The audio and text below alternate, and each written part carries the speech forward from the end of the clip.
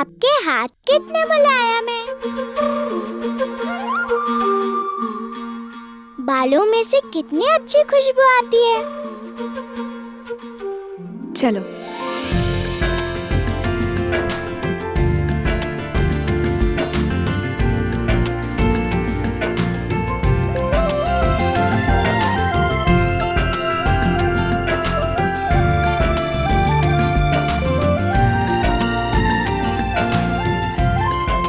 क्या हुआ? हम पहले मिले थे जब मैं जा रही थी माँ के पास, तब भी बताया नहीं था आपने कि कौन है आप। इससे क्या फर्क पड़ता है कि मैं कौन हूँ? पढ़ता क्यों नहीं, मैं इस हवेली की बहू हूँ। पता नहीं होना चाहिए क्या मुझे कौन क्या है यहाँ? जैसे 2 ससुर जी, 2 देवर जी हैं यहाँ और है पति बाबू मेरे। पर आप कौन हैं? क्या लगती है मेरी और इस घर की?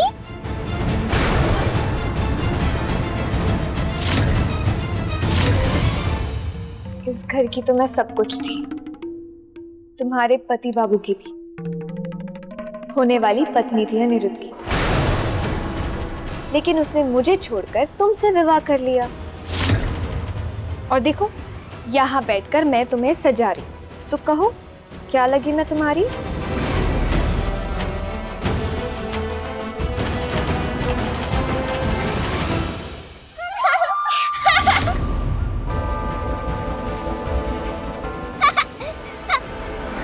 आपसे विवाह हो ही नहीं सकता था पति बाबू का। क्यों, क्या कमी है मुझ में? कमी नहीं, आप में तो बहुत सारे गुण हैं। कितनी सुंदर हो आप, बिल्कुल परी जैसी दिखती हो। हाथ मक्खन जैसे मुलायम, चंपा चमेली की खुशबू महकती है बालों से, और भी सुंदर लगती है जब हंसती हैं। और वो जो है ना मेरे पति बाबू, वैसे अच्छे वो भी दिखते हैं, पर है बड़े नकचढ़े, मुंह हमेशा फुलाते रहते गुब्बारे की तरह।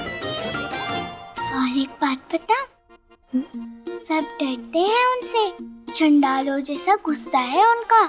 आपको तो पता ही होगा। आपको क्यों करना था पति बाबू जैसे से विवाह? इतनी सुंदर है आप, कोई राजकुमार भाएगा आपको तो। हाँ, वैसे राजकुमार से क्या कम जचेगा मुझे? मैं भी एक बात बताऊं, तुम्हारे पति बाबू से मेरा विवाह नहीं होने वाला था। मैं तो तुम्हारे साथ मजाक कर रही थी। वो नकचड़ा गुस्सैल तो मेरे बचपन का मित्र है। और तुम्हें पता है वो मुझे प्यार से क्या बुलाता है? मिनी। और पता है मैं क्या बुलाऊंगी आपको? परी दीदी।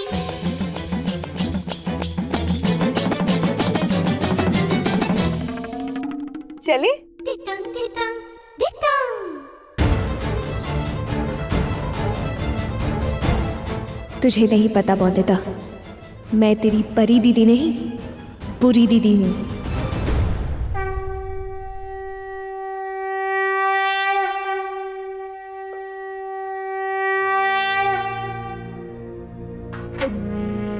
माता की चुनर को हाथ लगाने का साहस कैसे किया तुमने?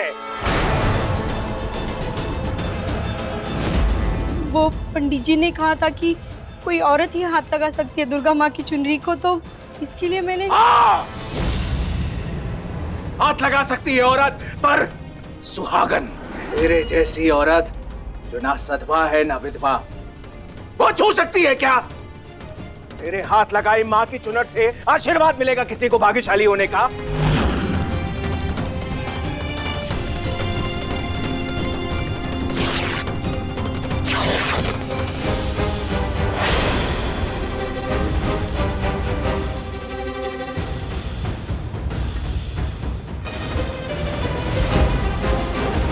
पर दुर्गा माँ की चुनर पूजा में कौन रखेगा त्रिलोचन काका?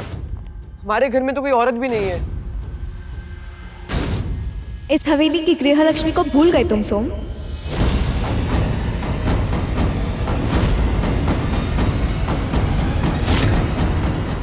अनिरुद्ध की पत्नी को नहीं मिलेगा ये सौभाग्य।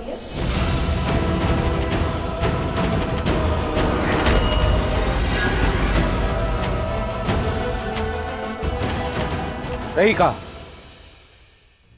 बहू, जाओ अंदर पंडित जी के पास, वो माता की चुनर देंगे, उसे पूजा स्थल पे रख दो।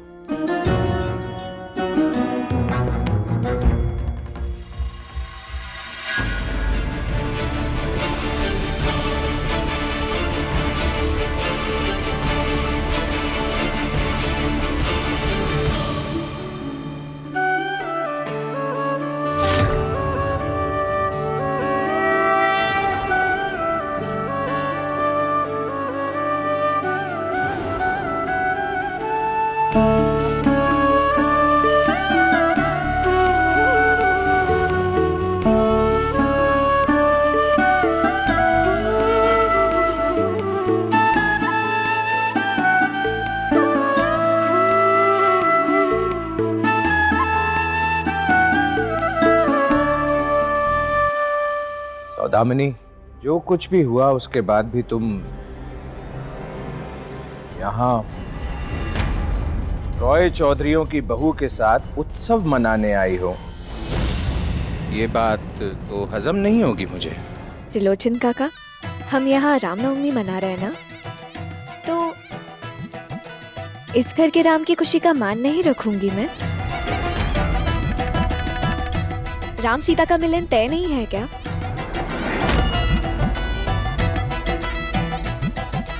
अब जो जोड़ा बना है तो बन ही गया है। ये तो तय है कि पौंदित्य या निरुद्ध की पत्नी है। अब ये बात मानने में किसी को क्या हिचक? बिल्कुल नहीं, अनिरुद्ध की पत्नी ही गृह लक्ष्मी है घर की।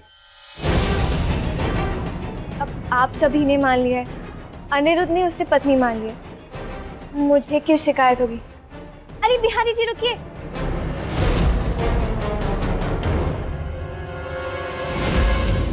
पूजा में चांदी के बर्तन ऐसे रखोगे?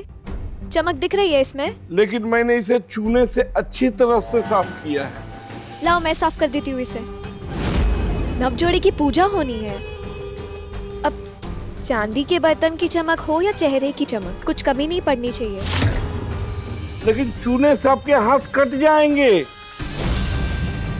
कोई बात नहीं, दिल का घाव तो नहीं दिखा सकती, कम से कम इसी बहाने निशान तो दिख जाएंगे।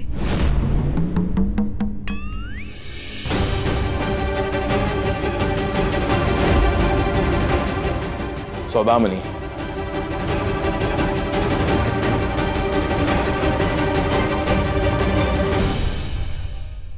बहुत बड़ा दिल है तुम्हारा सौदामिनी।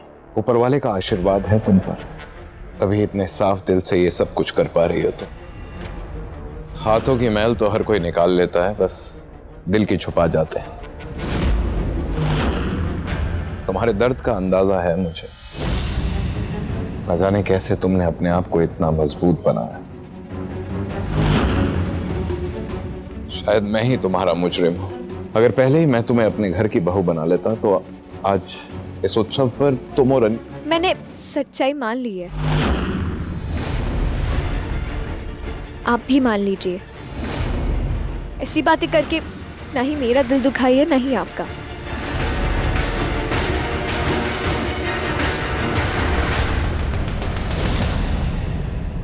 आप सभी लोगों के लिए एक जरूरी घोषणा है।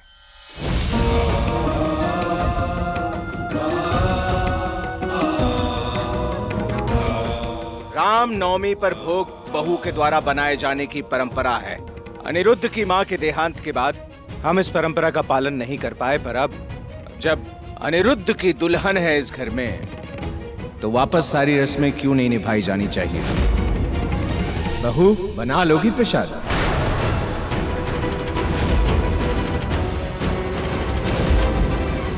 ये प्रसाद कैसे बनाएगी? 8 साल की बच्ची को आता है क्या रसोई का काम? ज्यादा वकालत मत करो अपनी पत्नी की। तुम्हारी माँ जब बहू की उम्र की थी तो 100-100 लोगों का खाना बनाती थी। औरतों के काम से दूर रहने में ही भलाई नहीं है तुम्हारी। वैसे भी तुम्हें तो खुश होना चाहिए कि तुम्हारी पत्नी को नवमी का भोग बनाने का शुभ अवसर प्राप्त हो रहा है।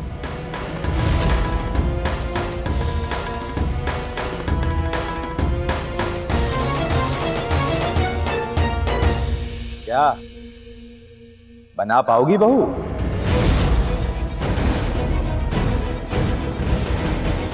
खाना मांगते समय तो जुबान कैंची की तरह चलती है, अब जब भोग बनाने की बात की तो मुंह में दही जम गया है क्या? बोलो, बना पाओगी कि नहीं?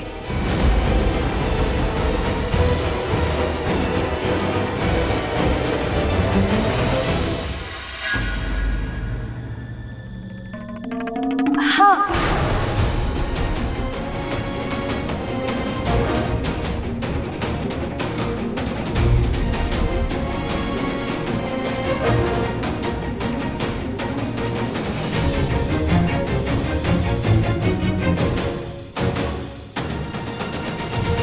आपकी बहू ही बनाएगी रामनवमी का भोग, इसकी जिम्मेदारी मैं लेती हूँ। आपकी बहू के हाथों ही बनेगा आज का भोग। Very good. सौदामिनी के अलावा कोई और है जो सिखा सकता है अनिरुद्ध की पत्नी को? तैयार कर सकता है रॉय चौधरी की बहू? नहीं। हमारा कल्चर, हमारे तौर तरीके, हमारे रहने का तरीका, किसको क्या पसंद है सौदामिनी के अलावा कोई है जो जानता है? नहीं। जहां तक मुझे लगता है कि हमें जिम्मेदारी दे देनी चाहिए सौदामिनी को। सौदामिनी, बोलो ना, बना पाओगी ना तुम इस लड़की को अपनी तरह?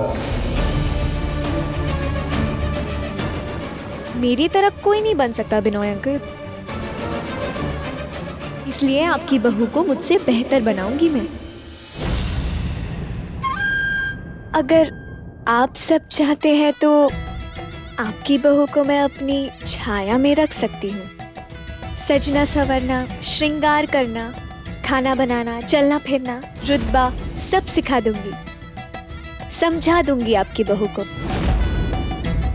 ताकि जब वो मेरी छाया से निकले तो आपके सामने ऐसी बहू हो जिसका सपना देखा था इस परिवार ने, अनिरुद्ध ने।